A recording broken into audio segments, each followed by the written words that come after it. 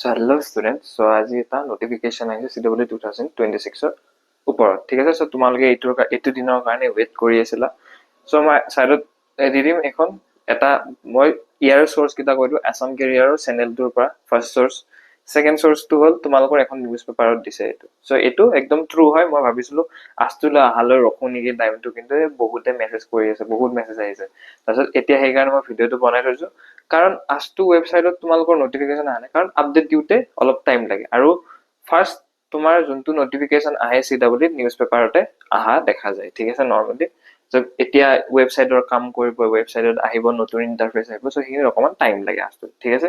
so তোমালোকৰ form start হ'ব 16 মাৰ্চৰ পৰা 31 মাৰ্চলৈ, ঠিক আছে। আৰু ডেট অফ এক্সাম 7 জুনত হ'ব।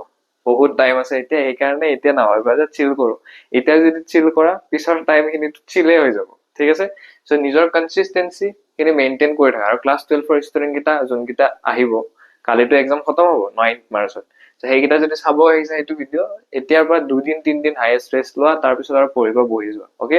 সো 7 জুনত আৰু টাইম আছে, কিন্তু 3 মান্থস আছে,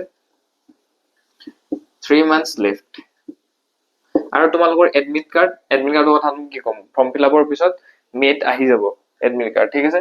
আৰু এটা ইম্পৰ্টেন্ট বস্তু, ইম্পৰ্টেন্ট মানে কি, যোনে এইটো কথা সুধি থাকা, আপাৰ এজ লিমিট নাই ইয়াত, এইবাৰো নাই, আগৰবাৰো নাছিলে। 17 প্লাস থাকিলে তোমাৰ ওপৰৰ এজ তোমাৰ যিমানে নহওক তুমি এলিজিবল, বাকিখিনি 2025 ৰ মতে সেম টু সেম থাকিব, ঠিক আছে।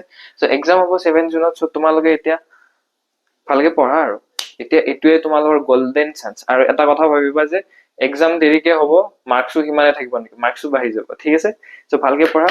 So bye bye, good night, take care, sweet dreams and all the very best.